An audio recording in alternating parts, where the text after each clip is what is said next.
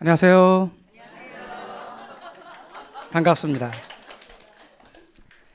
지난 시간에 이어서 오늘은 부동산학 강론 부분으로 들어갑니다.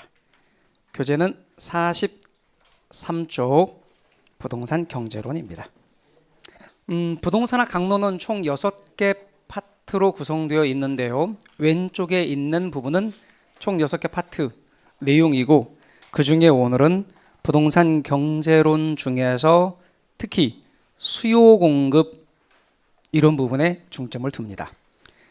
경기변동 부분은 거의 하지 않습니다. 아예 안 하고, 우리가 해야 될 오늘 이야기는 주로 수요와 공급, 그래서 경제론 중 부동산의 수요와 공급에다 비중을 두겠습니다. 43페이지 부동산 경제론 들어갑니다. 말씀드린 것처럼 오늘 페이지는 43페이지고요. 부동산 경제론 중에서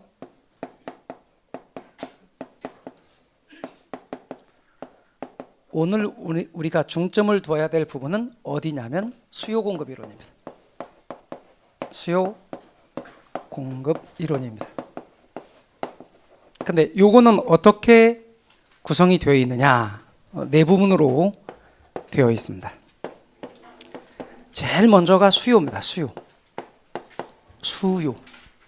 두 번째가 공급입니다. 공급. 세 번째가 균형. 네 번째가 탄력성. 이렇게 되어 있습니다. 그래서 여러분께서는 순서가 이렇게 되어 있다 하는 걸 알아두십시오. 오늘 우리가 해야 될 주요 주제입니다. 자, 그 중에서 어디부터 다룰 거냐면 수요에서부터 가겠습니다. 수요. 역시 페이지는 43페이지. 계속해서 보십시오. 자, 수요라는 말. 여러분, 수요는 한마디로 딱 잘라 말하면 사는 쪽이다, 파는 쪽이다? 사는 쪽입니다. 그럼 얘는 사는 쪽이다. 그러면 이것과 정확하게 짝을 이루는 게 공급입니다. 그러면 공급은 사는 쪽이다, 파는 쪽이다? 파는 쪽. 수요는 사는 쪽, 공급은 파는 쪽. 이렇게 서로 대칭 관계를 갖고 있습니다. 한 짝이란 말이죠. 그래서 그걸 듀얼 프로블럼, 쌍대라고 이야기를 합니다. 수요를 잘하면 공급은 그냥 갖다 맞춰 놓으면 돼요. 그래서 수요에 대해서 좀 더 자세히 설명을 드리겠습니다. 그리고 그것과 마찬가지로 공급은 이렇다 하고 딱딱 끼워 넣으면 서로 대칭 구조로 끼워 넣기만 하면 되는 겁니다. 자, 그럼 수요의 개념정의. 수요라고 하는 것은 좀 전에 제가 뭐라고 말씀드렸냐면 사는 쪽 그렇게 말했습니다. 그럼 사람들이 재화나 서비스를 필요로 하는 걸 수요라고 그래요. 사람들이 재화나 서비스를 필요로 하는 것, 이게 수요고, 그게 행동으로 나타난 게 소비고.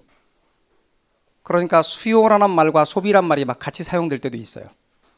좀 더 수요를 정교하게 정의를 하면 일정 기간 또는 시점에 사람들이 구매하고자 하는 욕구, 이렇게 정의할 수 있어요. 지금 방금 말한 거를 써볼 텐데요. 판서를 하고 여러분이 뭐 필기하라고 그렇게 쓴 게 아니고 눈으로 한번 보시라고 제가 쓰는 거니까 노트 정리 기초과정에서는 안 하셔도 돼요. 잘 보세요. 일정 기간 또는 시점에, 일정 기간 또는 시점에 구매하고자 하는 욕구. 그러면 재화나 서비스를 구매하고자 하는 욕구, 이게 뭐다? 수요의 개념입니다. 사람들이 재화나 서비스를 구매하고자 하는 욕구, 이것이 수요인데 저 속에 담겨져 있는 의미를 아셔야 돼요. 그 담겨져 있는 의미가 시험에 나오니까요. 제일 첫 번째는 일정 기간 또는 시점이다. 일정 기간 또는 시점이다. 요게 일정 기간이 가리키는 말은 어떤 의미고, 이것과 대칭 관계를 갖고 있는 일정 시점을 의미하는 것은 어떤 의미인가? 요거에 관한 얘기는 잠시 후에 제가 설명을 따로 하기로 할게요. 그런데 일정 기간을 명시할 수도 있고 일정 시점을 명시할 수도 있어요. 기간과 시점의 의미가 무엇인지는 따로 이야기합니다. 두 번째, 구매했게요? 아직 안 했게요? 아직 안 했어요. 구매 아직 안 했어요. 그러니까 살 의사예요. 살 의사. 구매한 양이 아니고 구매하고자 하는, 따라서 두 번째는 살 의사. 근데 이 살 의사가 내가 저거 사고 싶어 하는 거니까 사전적 개념이에요? 사후적 개념이에요? 사전적 개념이에요. 사전적 개념이다. 사전적 개념인데 이 사전적 개념이란 말은 국어사전, 영어사전 그거 아니죠? 네. 그러니까 일이 벌어지기 전, 그런 의미에서 사전과 사후 할 때 사전적 개념이다. 그런 뜻이죠. 그런데 나 저거 사고 싶어. 그런데 돈은 없어. 그러면 안 돼요. 나 저거 사고 싶어.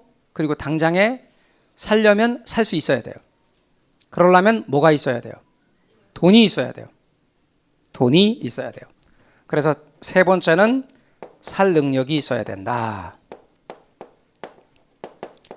그러면 살 능력이 있다 라는 말은, 살 능력은 뭘 가리키는 말이냐면 구매력이라 그래요. 뭐라고 한다고요?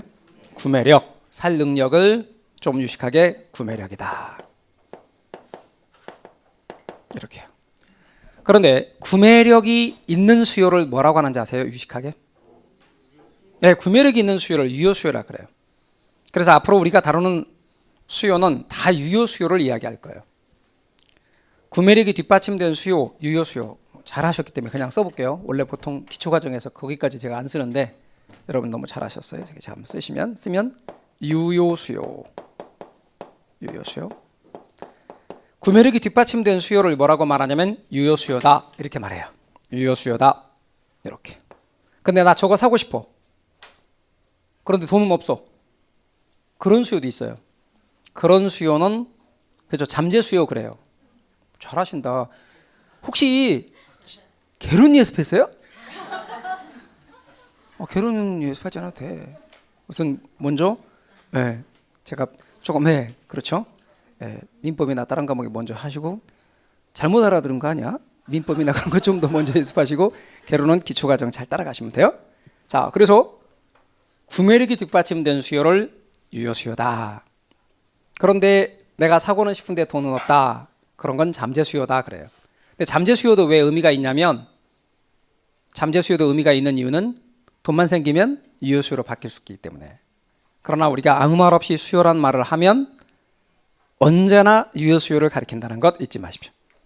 근데 여기서 살 능력이란 말을 할 때, 살 능력이 있다는 말은 돈이 있다는 얘기인데, 구체적으로 돈이 있다 이 말을 좀 있어 보이게 설명하려면 내가 번 돈 중에서 세금 빼고 마음대로 쓸 수 있는 돈을 말해요. 그럼 벌어들인 돈 빼기 세금, 그걸 뭐라고 하느냐? 가처분 소득이라 그래요. 뭐라고 한다고요? 가처분 소득 이렇게 말해요. 여기까지 하면 안 되는데, 원래 기초과정에서는 여기까지 안 하는데. 여러분이 그렇게 열심히 하시면 인강으로 들으시는 분들 막 힘들어진단 말이에요. 아셨죠? 다 똑같이 이렇게 조금만 천천히. 가처분 소득. 원래 이게 1월 달에 가면 내가 하는 얘기인데, 잘하시네. 근데 가처분 소득이라는 게 뭐냐면 소득에서 세금 빼고 마음대로 쓸 수 있는 돈이에요. 근데 이게 일본 말이에요. 그래서 저게 기분이 좀 나쁘대요. 그래서 한국은행에서 이걸 뭐라고 바꿨냐면 처분 가능 소득 이렇게 바꿨어요. 처분 가능 소득. 요게 뒷받침된 수요가 바로 유효 수요다.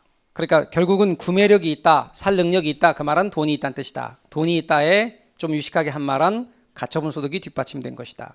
그런데 왜 일본 말인데 제가 가처분 소득이라는 말을 그냥 쓰느냐? 시험에는 가처분 소득이라고 나왔어요. 공인중개사 시험에서. 자, 그 다음 또 하나. 여기에 대출금이 포함이 될까요? 포함되지 않을까요? 대출금. 네, 대출금도 포함이 됩니다.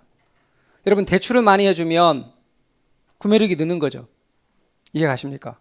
그럼 구매력이 느니까 부동산의 수요가 느는 거죠.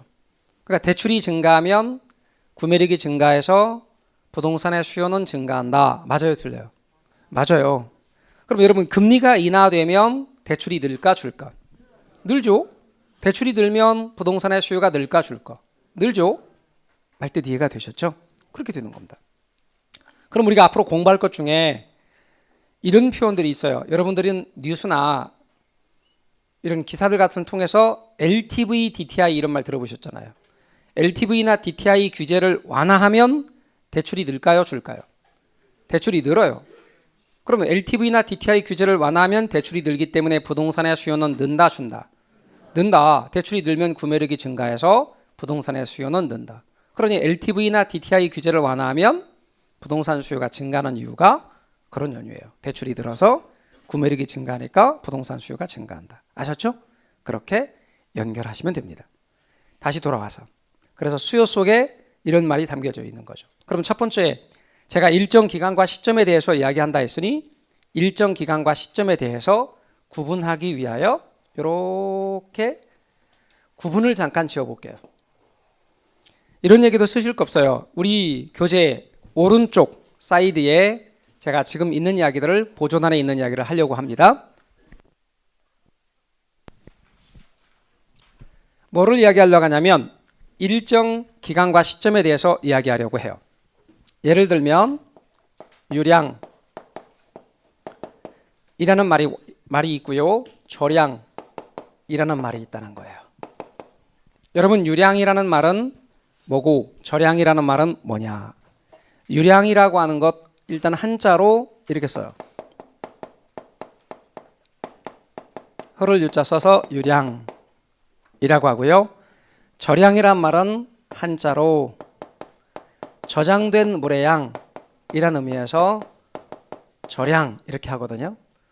그런데 유량과 저량이라고 하는 것이 있고 요거를 영어로는 유량은 flow 이렇게 말하고 저량은 stock이라고 해요.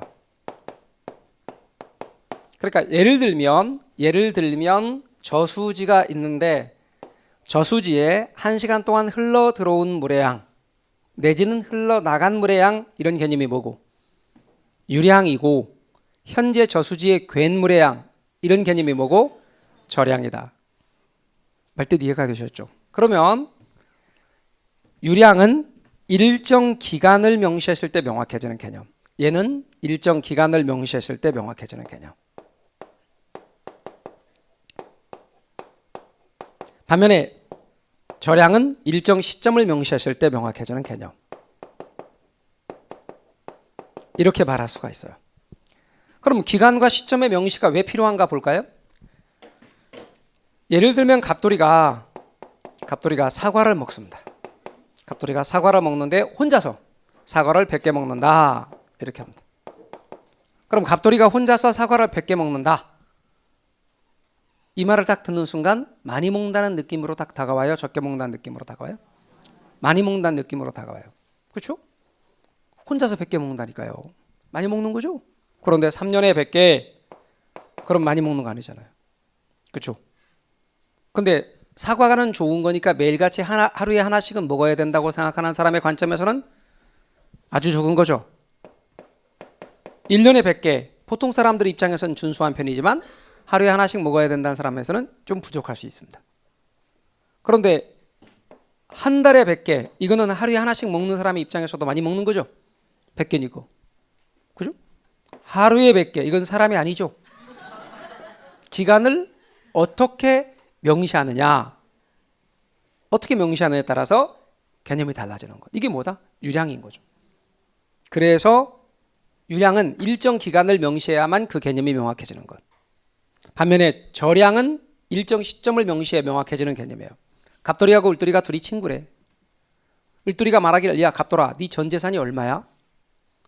갑돌아 네 재산이 얼마야? 이렇게 말했을 때 지금 현재 네 재산이 얼마야? 이 뜻이지. 지금부터 죽을 때까지 재산이 얼마야? 그 뜻 아니죠.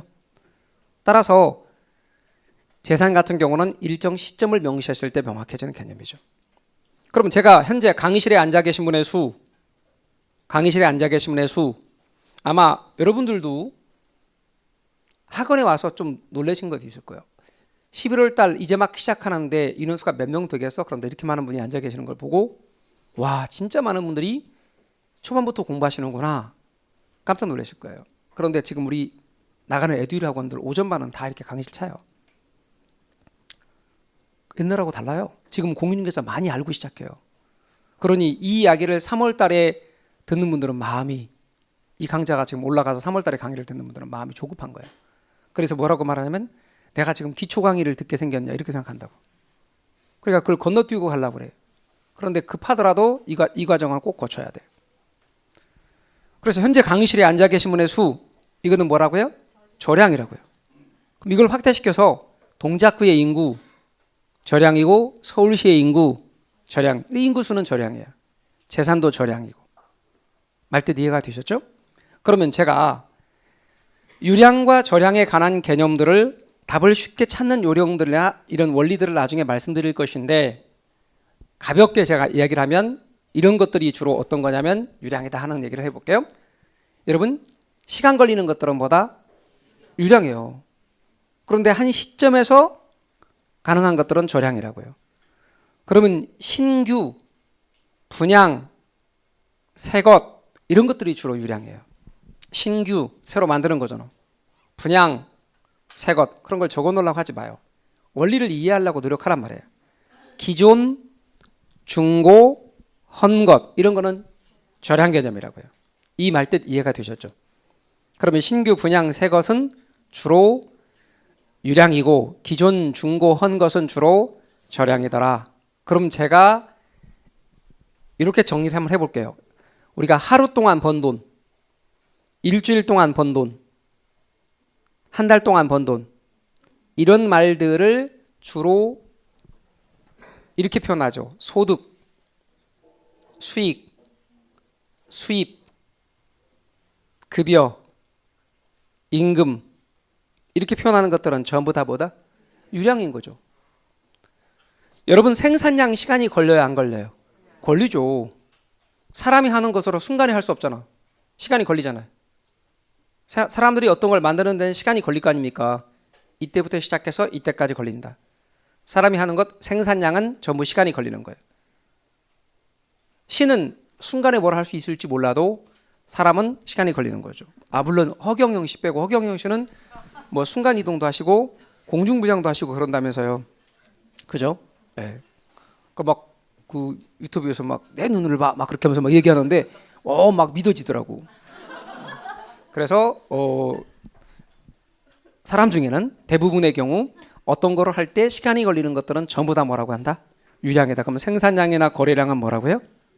그렇죠. 유량이죠. 생산량이나 거래량은 유량이다. 그 다음 또 하나 여러분 혹시 이런 말 들어보셨죠? GNP 들어보셨죠? 국민총생산. 우리나라 국민들이 1년 동안 생산한 최종 생산물의 시장가치 혹은 GDP 우리나라 내에서 생산한 최종 생산물의 시장가치 다 1년 동안 따지는 거니까 유량이다 절량이다? 유량이다. 자, 그런데 반면에 아까 제가 인구수, 재산 그 다음에 여러분 혹시 이런 말 들어보셨어요? 대차대조표. 옛날에 대차대조표란 말을 썼는데 요즘에는 대차대조표란 말 안 써요. 그 말이 뭐로 바뀌었게요? 그렇죠. 재무상태표로 바뀌었어요. 그 옛날에 대차대조표, 지금은 재무상태표에 어떤 것들이 기입되느냐? 거기는 내 돈을 자본이라 그래. 빌린 돈, 부채라 그래. 이 둘을 합친 걸 자산이라 그래요. 그런데 우리가 지난 시간에 자산이란 것도 배웠어요. 자산은 경제적 가치가 있는 유무형의 자산도 자산이지만 이렇게 내 돈 플러스 빌린 돈도 대차대조표상에서는 자산이라고 표현해요. 그럼 방금 말한 어떤 것들이냐면 내 돈, 자본, 빌린 돈, 부채 그리고 자산 이런 것들이 전부 다 절량 개념이에요. 그런데 여러분 어떤 부동산이 1억이다 라는 말은 언제부터 언제까지가 1억이다 그게 아니라 한 시점에서 1억인 거죠. 그러니까 예를 들어 2018년 7월 1일 날 거래가 이루어졌는데 1억 원의 거래가 이루어졌다. 그럼 2018년 7월 1일 기준으로 1억인 기죠. 그러니까 가격이나 가치는 뭐다? 절량인 거죠. 말뜻 이해가 되십니까? 여러분 현재 창고에 있는 물건의 양 재고죠. 재고량은 절량이에요, 유량이에요? 절량이죠. 그러면 이런 얘기를 지금 나열하면 한도 끝도 없다고. 그럼 이 한도 끝도 없는 내용들을 어떻게 시험 문제 나왔을 때 답을 잘 할 것인가? 그건 나중에 알려드릴 거예요. 그러니까 지금은 제가 이런 나열을 하면서 여러분이 감을 좀 잡으라는 거죠. 그래서 일부러 안 썼어요. 제가 여기다 몇 개 쓰면 그걸 또 받아 적고 외우시려고 그런단 말이에요. 그러니까 쓰진 않고 교통 정리할 때 유량, 절량. 그런데 여러분 유념할 것이 일반 경제학은 대상이 주로 어떤 거냐면 수명이 긴 물건을 대상으로 하느냐 짧은 물건을 대상으로 하느냐 보면 부동산 학에 비해서 상대적으로 수명이 짧은 물건을 대상으로 해요. 근데 부동산 학에서는 부동산을 대상으로 하기 때문에 수명이 긴 물건이죠. 그럼 수명이 긴 물건을 내구재 그래요. 뭐라고 한다고요? 내구재. 수명이 비교적 짧은 물건을 비내구재. 그러면 경제학은 비내구재를 대상으로 한다고요. 반면에 부동산학은 수명이 긴 내구재를 대상으로 해요. 그러면 예를 들어 봅시다. 여러분이 이제 학원에 부지런히 오셨어요. 그런데 아침도 못 먹고 오셨다고요. 좀 조금 서둘러 오시느라고 아침을 못 먹고 오셨어. 또는 뭐 부동산학 개론 시간에 좀 좋은 자리 맡기 위해서 서둘러 오시느라고 아침을 못 먹고 오셨다. 그렇다고 합시다. 네. 자, 그래서 이제 못 먹고 오셨는데 옆에 있는 짝꿍이 1시간 끝났는데 이렇게 말한 거예요. 떡 줄까? 그러면 좋아요, 싫어요? 좋죠. 뭐 떡 먹고 거기다가 이렇게 커피 한 잔하고 딱 마시면 배고픈 기도 가시고 좋잖아.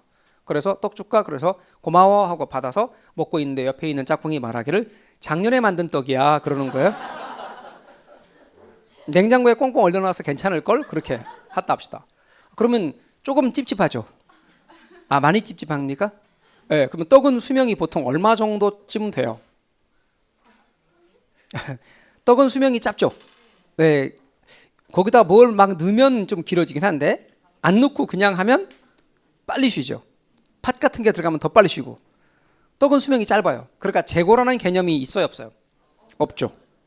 없어요. 그런데 재고라는 개념이 존재하기가 어려운데 수명이 긴 물건들은 재고라는 개념이 존재할 수 있죠. 그럼 5년 전에 만든 아파트 상품가치 있어요, 없어요? 있어요. 10년 전에 만든 아파트 상품가치 있어요, 없어요? 있어요. 그러니까 재고의 개념이 형성되는 거지. 그럼 떡은 기존 떡, 기존 이런 개념이 형성되기 어려우니 따라서 이번에 새로 만든 떡만 의미가 있는 거죠. 그래서 유량의 개념을 써요. 경제학은 수요 공급을 분석할 때 유량으로 분석해요. 그런데 부동산 학에서는 수요와 공급을 분석할 때 이번에 새로 만든 아파트도 의미가 있고 5년 전에 만들어 놓은 아파트도 의미가 있으니 5년 전에 만든 아파트는 절량으로, 이번에 새로 만든 아파트는 유량으로 분석해요. 그러니 결론은 부동산 학에서는 이렇게 유량과 절량이란 개념을 경제학에서 빌려왔는데 경제학은 이것을 수요 공급에서 유량으로만 분석하는 데 반하여 부동산학은 유량과 절량을 함께 사용하여 분석한다. 그래서 유량의 수요도 있고 절량의 수요도 있으니 기간을 명시해서 개념을 정의하면 유량의 수요고 시점을 명시해서 개념을 정의하면 절량의 수요가 된다. 말뜻 이해가 되셨죠? 그래서 기간 밑에다 괄호 알고 시점 이렇게 해놓은 거예요. 다시 한번 말하지만 부동산 학에서는 절량의 수요도 있고 유량의 수요도 있다. 경제학에서는 수요 공급을 뭐로 분석한다? 유량으로 분석한다. 그러나 부동산 학에서는 유량과 절량을 다 분석한다. 이유는 토지의 특성을 빌어오면 무슨 성 때문에? 그렇죠. 영속성 때문에. 수명이 길다. 영속성, 이를 완화시킨 말이 내구성 때문에 바로 재고라는 개념이 형성된다. 그러면 앞으로 부동산에 있어서는 재고, 시장이 발달한다. 재고, 이런 개념은 토지의 특성, 무슨 성과 결부된다. 그렇죠. 수명이 길다, 영속성과 결부된다. 제가 말씀드리기를 지난 시간에 부동산의 특성을 제목 정도만 뜻만 쭉 이야기했고 세부적인 사항은 앞으로 공부해가면서 다루게 될 것이다. 이렇게 말씀드렸죠.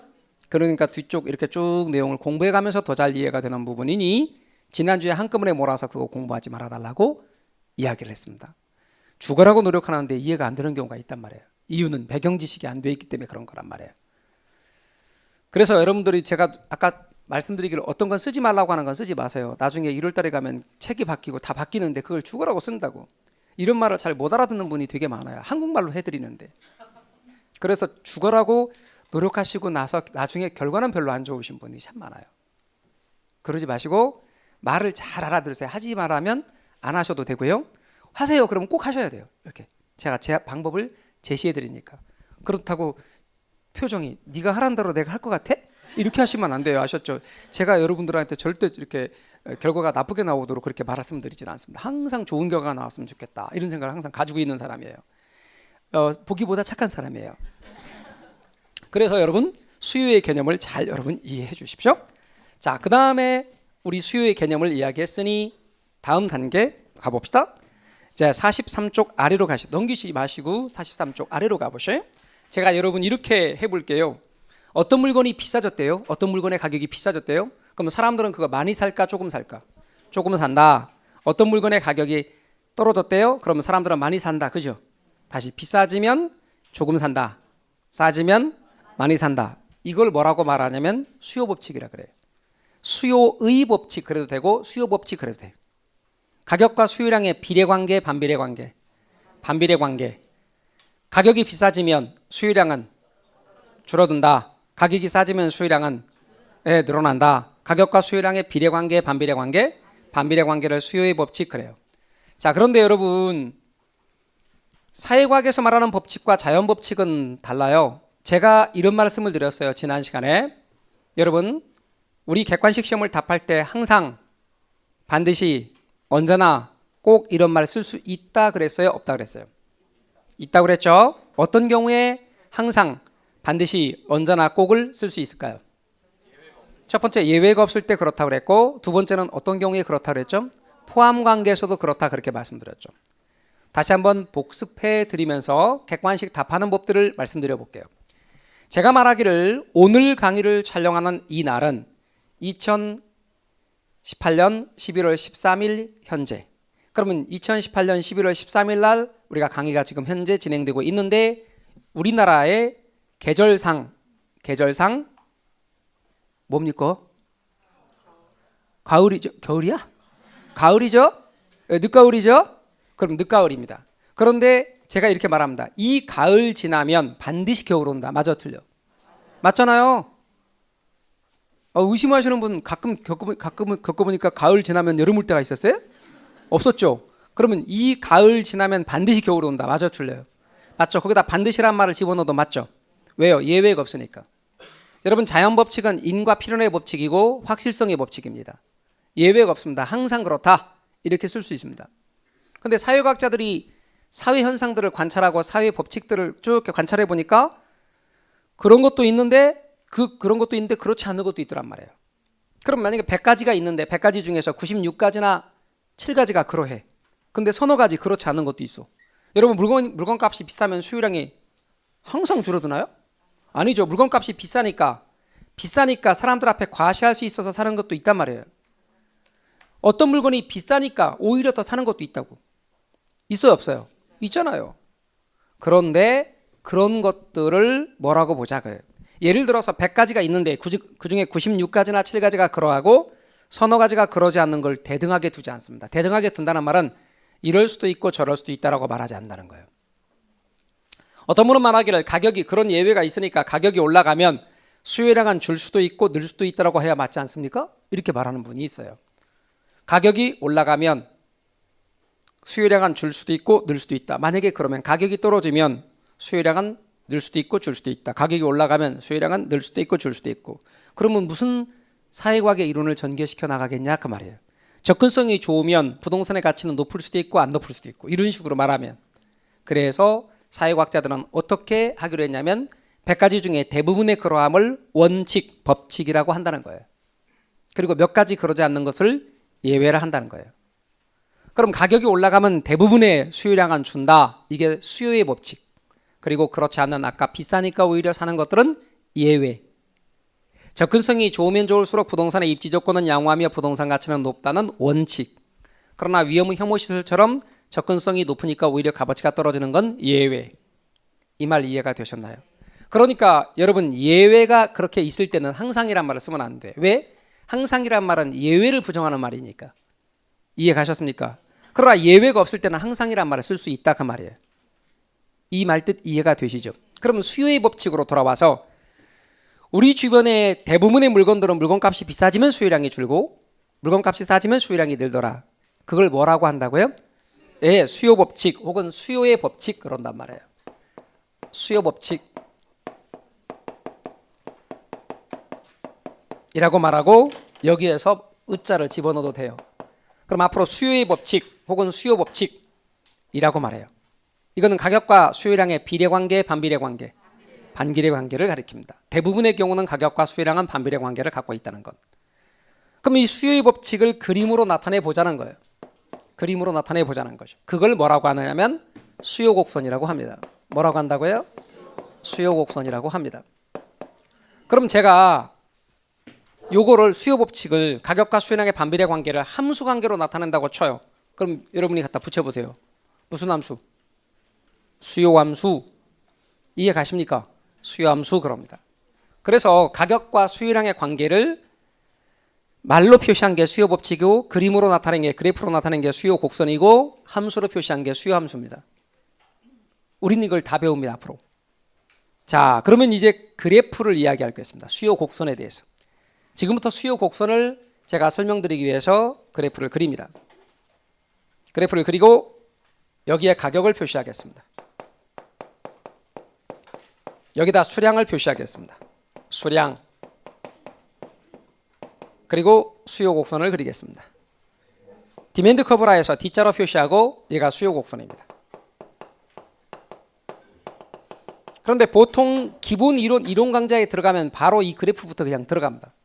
그리고 이런 정도의 기본은 여러분이 안다고 전제하고 여기서 바로 그래프 분석부터 가는 거죠.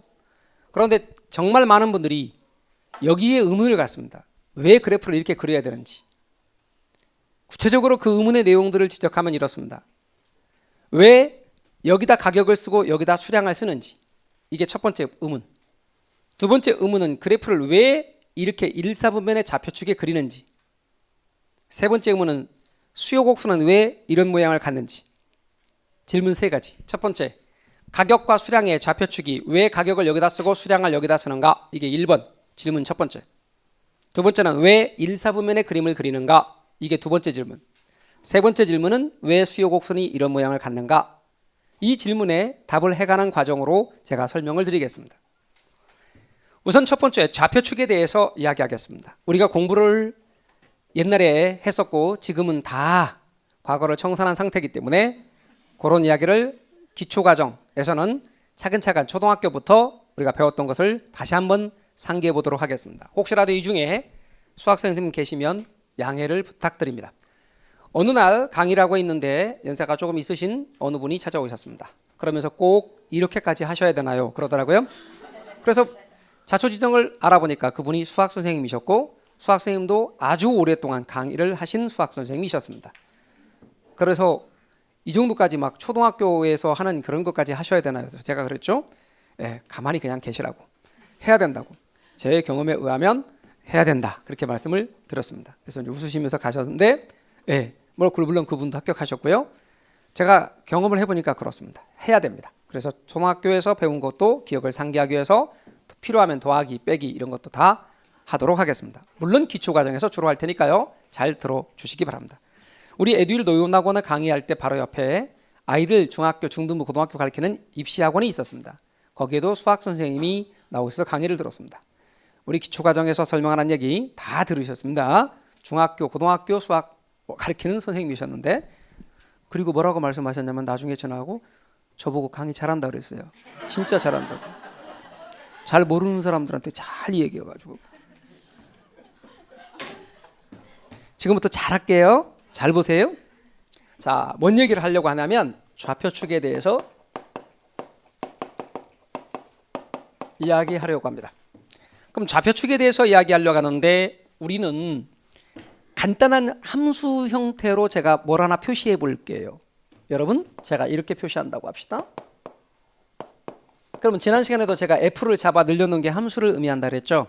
그러면 요 F를 잡아 늘려놓은 요거는 뭘 표시하는 거냐면 함수를 표시하는 것이다. 기본적으로 함수는 원인과 결과 관계를 나타낸다. 그러니 이쪽에 있는 것이 뭐냐면 원인 변수다. 이거는 뭐냐면 결과 변수다. 그런데 이렇게 표현하기도 합니다. 이쪽은 설명하는 변수라고 말하고 이쪽은 설명되어지는 변수라고 말하기도 합니다. 이쪽은 자극 변수라고도 말하고 이쪽은 그에 따라 반응하는 반응 변수라고 합니다. 이쪽은 독립 변수라고 말하고 이쪽은 종속 변수라고 말을 합니다. 그래서 변수 갖다 붙일 수 있습니다. 참고로 변수가 뭐냐고 물어보는 분도 있습니다. 여러분 2는 자고 일어나도 2요, 그 다음 날에도 2요, 영원히 계속 2이므로 2와 같은 수 2나 3 이런 수를 상수라고 말하고 x나 y처럼 숫자가 어떤 값을 집어넣느냐에 따라서 달라질 수 있는 것들을 변수라고 말을 하죠. 얘는 독립변수고 얘는 종속변수입니다. 그러면 우리는 이것을 가지고 좌표축을 표시하게 되는데 좌표축은 이렇게 표시합니다. 그리고 가로 좌표축 이것이 x축입니까? y축입니까? 여기다 이게 x축입니다. x를 표시합니다. 이렇게. 그럼 세로 좌표축은 y축입니다. 그래서 앞으로 이쪽을 x축, 이걸 y축, 가로축이 x축, 세로축이 y축, 그리고 여기가 원점입니다. 그럼 숫자를 제가 나열할 텐데 이렇습니다. 이렇게 숫자를 나열할 겁니다. 그러면 얘는 플러스 1, 2, 3입니다. 플러스 1, 2, 3을 양의 정수 또는 자연수라고 해서 플러스는 표시하지 않습니다. 그래서 1, 2, 3 어떤 분이 우리 공인중개사 시험에 이렇게 나왔습니다. 지가 변동률 10%, 지가 변동률 10%. 그러니까 이 신청해야 된다고 했습니다. 왜? 이게 10%가 올라간다는 뜻인지 떨어진다는 뜻인지를 표시하지 않았으니 이 신청해야 된다고 했습니다. 제발 그런 거 하지 말았으면 좋겠어요. 우리 닥치는 대로 아무거나 그냥 다 하나 걸리라고 막 하다 보면 된다고 생각하는데 그게 우리 좀 너무 좀 낮추는 그런 게 돼요. 그래서 뭐라고 답이 있냐면 아무 숫자도 이렇게 안 쓰고 여기다 기호 안 쓰고 숫자를 쓰면 이게 양의 정수라는 걸 초등학교도 안다. 그게 답이야. 답변이. 이 신청 받아들이기는커녕. 그래서 아무 숫자 안 쓰고 이렇게 10 쓰잖아요. 그러면 양의 정수예요. 그게 약속이라니까 어떤 분이 또 물었습니다. 언제 약속을 했냐? 이렇게 물어보더라고요. 진짜 언제 약속했냐? 그래서 제가 그랬죠. 그때 약속할 때 왜 안 나오셨어요? 그래서 1, 2, 3 이렇게 표시합니다. 그리고 이쪽에는 그리고 마이너스 1, 마이너스 2 꼭 얘는 반드시 마이너스 표시해야 됩니다. 음의 정수는. 그리고 다시 이쪽에 1, 2, 3 양의 정수 자연수이기 때문에 얘는 그냥 숫자로 표시합니다. 마이너스 플러스 안 붙입니다. 이쪽은 그렇죠. 마이너스 1, 마이너스 2, 마이너스 3 이렇게 표시한다는 걸 잊지 마십시오. 그럼 잘 들으셔야 됩니다. 놓치시면 여러분이 스스로 알아서 하셔야 되니까 잘 들으시기 바랍니다. 이유가 있어 설명하는 거니까 잘 보세요. 이쪽은 1 사보면 그럽니다. 이쪽은 2 사보면 그럽니다. 이쪽은 3 사보면 그러고요. 이쪽은 4 사보면 그럽니다. 그런데 1 사보면은 x도 플러스고 y도 플러스죠. 맞습니까?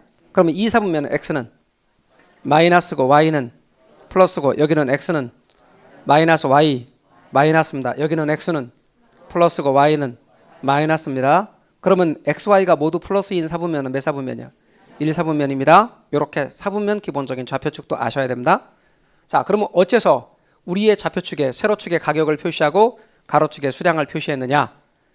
이런 가격 결정 원리를 만든 사람이 누구냐면 이 사람입니다. 알프레드 마샬이라는 사람입니다.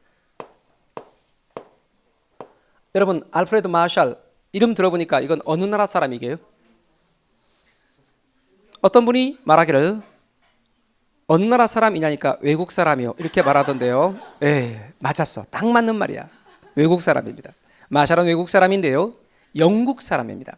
영국 케임브리지에서 수학과 물리학을 먼저 공부하고 이후 경제학을 공부한 사람입니다. 자, 이전에 뭐를 공부하고요? 수학과 물리학을 아주 우수한 성적으로 졸업을 한 사람입니다.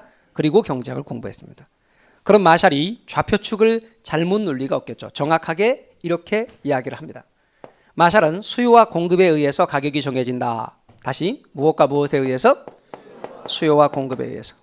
그럼 수요량과 공급량에 의해서 가격이 정해진다. 수요와 공급량에 의해서 가격이 정해진다. 이렇게 놓고 설명을 했어요. 그럼 마샬에 의하면 수요 공급량이 무슨 변수예요? 독립변수죠. 맞습니까? 그리고 가격이 무슨 변수예요? 종속변수죠. 이런 말들 다 쓸 수 있는데 가장 많이 쓰는 말이 독립변수, 종속변수니까 그렇게 제가 이야기를 해보겠습니다. 그럼 마샬에 의하면 수요 공급량 줄여서 수량이 독립변수고 가격이 종속변수죠. 그럼 마샬은 좌표축을 이렇게 놨던 거죠. 가로축에 독립변수인 수량을 놓은 거죠. 수요 공급량을 줄여서 수량. 영어권에서 발달했으니까 Q라고 쓰겠습니다. 세로축에는 종속변수인 무엇을 놨습니까? 가격을 놓은 거죠. P라고 쓰겠습니다. 이렇게 좌표축을 만든 겁니다. 제 설명을 잘 들으세요. 일부러 작년 교재에는 기초수에 그런 거 안 써놨다가 제 설명을 듣고 나중에 혹시라도 읽어볼 분들을 위해서 제가 이렇게 다시 써놓은 거야. 일부러. 자, 그러니까 그 책 읽지 말고 지금은 설명을 들어보라고. 잘 봐요. 자, 그래서 가로축에는 수량, 세로축에는 가격이 사용됐습니다. 그런데 여러분 나중에 공부를 하다 보면 이런 것만 있는 게 아닙니다. 제가 좀 전에 이랬죠. 여기 수요의 법칙 설명할 때 가격이 비싸지면 수요량은 준다. 맞아요? 가격이 싸지면 수요량이 든다. 그럼 이 말을 잘 들어보면 인과관계가 있어요. 가격이 올라가면이 원인이죠. 수요량이 준다가 결과죠. 그러니까 이때 가격이 올라가면 수요량이 준다 할 때는 가격이 독립변수고 양이 종속변수야. 그러니까 그때는 함수관계를 이렇게 나타내면 안 되고 어떻게 나타낼 수도 있냐면 이렇게 나타낼 수도 있어요. 함수관계를 놓고 볼 때 이쪽에 가격을 표시하고 이쪽에 수요 공급량이 나올 수도 있다 그 말이에요. 앞으로 여러분이 공부를 하다 보면 이런 게 자주 나와. 이렇게 할 때도 있고 이렇게 할 때도 있고. 그럼 가격은 이럴 때는 종속변수고 이럴 때는 독립변수잖아요. 가격은 이 두 가지 성격을 다 갖고 있어요. 그걸 가격의 이중성이라 그래. 이것 때문에 처음 공부하면서부터 헷갈려. 도대체 가격에 의해서 양이 바뀌는 건지 양에 의해서 가격이 바뀌는 건지 이 두 가지가 다 있다 그 말이에요. 그런데 아까 처음 마샬이란 사람이 가격 결정 원리를 정할 때는 수요 공급에 의해서 가격이 정해진다고 하고 좌표축을 만든 거야. 이해 가십니까? 그리고 그때부터 이게 관행이 된 거야. 관례. 따라서 마샬이 이 틀을 만든 후에 이게 경제학의 관례가 됐습니다. 생각해봐요. 이럴 때는 이렇게 좌표축을 만들고 이럴 때는 좌표축을 다시 바꿔서 여기다 가격을 두고 여기다 양을 두면 상황에 따라서 얼마나 헷갈리겠냐고요. 그래서 학자들은 앞으로 좌표축은 무조건 하고 이렇게 그리지 않고 이렇게 그리기로 통일했다 그 말입니다. 그래서 그때부터는 경제학의 관례가 된 거고 우리 부동산학은 경제학의 이 관례를 따라서 세로축에 무조건 뭘 쓴다? 가격을 쓴다. 가로축에 무조건 뭘 쓴다? 수량을 쓴다. 첫 번째 질문, 왜 세로축에 가격을 쓰고 가로축에 수량을 쓰나요? 경제학의 관례를 따라서. 마샬이 가격 결정 원리를 만든 이래로 이것이 경제학의 관례가 됐고 세로축에 무조건 뭘 쓴다? 가격, 가로축에 무조건 뭘 쓴다? 수량. 이게 첫 번째 물음에 대한 답입니다. 두 번째 물음, 그럼 어째서 1사분면의 그림을 그리는가? 어째서 1사분면의 그림을, 지금 몇 사분면이에요 저게? 1사분면이죠? 원래 좌표축은 이렇게 있어야 되는데 1사분면에만 그림을 그렸죠? 어째서 1사분면의 그림을 그리는가? 두 번째 물음. 이유는 이렇습니다. 여러분, 이와 같은 흙판주개가 있는데 이걸 사러 문구점에 여러분이 갔습니다. 문구점에 갔는데 문구점 주인한테 묻습니다. 흙판주개 가격이 얼마입니까? 하고 물었더니 문구점 주인이 말하기를 마이너스 500원이에요. 그렇게 말합니다. 아, 그럼 마이너스 3개만 주세요. 미친놈들의 대화죠? 가격과 수량은 마이너스 값이 있어요? 없어요? 없어요. 가격과 수량은 마이너스 값이 없어요. 그러니까 마이너스가 포함되어 있는 나머지 사분면은 의미가 있어요? 없어요? 없어요. 그래서 가격과 수량이 플러스를 의미하는 1사분면에만 그림을 그리는 거예요. 말뜻 이해가 되셨나요? 세 번째 질문, 왜 수요 곡선은 이렇게 그리나요? 이렇게 그린다라고 할 때 이 그림의 모양, 수요 곡선의 모양은 어떻게 생긴 걸까요? 수요 곡선의 모양은 이렇게 생긴 겁니다. 우, 그렇죠. 하향. 그리고 이렇게 끝나면 안 되고 이건 오른쪽 아래를 향해 있다는 뜻이기 때문에 정확하게 우하향 곡선 또는 우하향 형태 혹은 우하향의 모양이라고 말해줘야 됩니다. 수요 곡선은 우하향 곡선입니다. 우하향의 모양입니다. 이런 모양을 갖는 이유는 뭐 때문인가? 이유는 이런 이유 때문입니다. 보실까요? 제가 가격과 수량의 관계를 이야기할 때 가격은 P0, 수량은 Q0인데 가격이 올라갈 때 가격이 올라가면 이런 식으로 가격이 올라가면 수요량은 줄어들게 된다. 가격이 올라갑니다. 그럼 수요량은 준다. 이렇게 가격이 올라가면 수요량은 준다. 이렇게. 이번에는 가격이 떨어지면 수요량이 는다. 가격이 떨어진다고 합시다. 이렇게 P2, Q2. 가격이 떨어지면 수요량이 는다. 어떤 분은 와서 말하기를 P1보다 2가 크니까 얘하고 위치 바꿔야 되는 거 아닙니까? 그거는 너무 예민한 거야. 그 정도까지는 하지 마세요. 그냥 대충 표시한 거예요. 신경 쓰지 마시고. 가격이 떨어지면 수요량은 는다. 가격과 수요량의 비례관계, 반비례관계. 반비례관계 무슨 법칙? 수요의 법칙을 그림으로 표시해 보니 우아양의 모양으로 나타난 것입니다. 그럼 수요 곡수는 왜 우아양의 모양이 됩니까? 무슨 법칙을 반영하여 그렸기 때문에? 수요 법칙을 반영하여 그렸기 때문이다. 정리합니다. 첫 번째, 왜 세로축의 가격을 쓰고 가로축의 수량을 쓰는가? 이는 마샬이 가격 결정 원리를 만든 이래로 경제학의 관례가 된 것인데 그 경제학의 관례를 따라서 그렇게 한 것이다. 두 번째, 어째서 1, 4분면의 그림을 그리는가? 가격과 수량은 마이너스 값이 없기 때문에 플러스 값으로 나타나는 가격과 수량을 표시하기 위해서 1, 4분면만 우리에게 의미가 있습니다. 세 번째, 수요 곡수는 왜 우아양의 모양으로 그리는가? 이유는 수요 법칙을 반영하여 그림을 그린 것입니다. 수요 법칙은 가격과 수요량의 비례관계, 반비례관계, 반비례관계를 나타냅니다. 말뜻 이해가 되셨나요? 자, 그래서 다시 한번 정리할게요. 앞으로 가격과 수요량의 반비례관계를 표시한 게 무슨 법칙? 수요 법칙 또는 수요의 법칙. 그림으로 그린 거. 수요 곡선. 만약에 함수로 나타낸다면 수요 함수. 그리고 그림을 그리면 세로축에 뭘 쓰고 가격, 가로축에 뭘 쓴다? 수량. 앞으로 계속해서 그렇게 할 겁니다. 그것은 관행입니다. 그리고 그림은 1, 4분면에 그릴 겁니다. 그리고 수요 곡수는 우아양의 모양으로 그릴 것입니다. 되셨나요? 자, 우리는 기초를 충분하게 요거 앞으로 설명할 기초를 충분하게 말씀드렸고 우리 잠깐 쉬셨다가 이어서 계속해 나가도록 하겠습니다. 쉬었다 하시죠.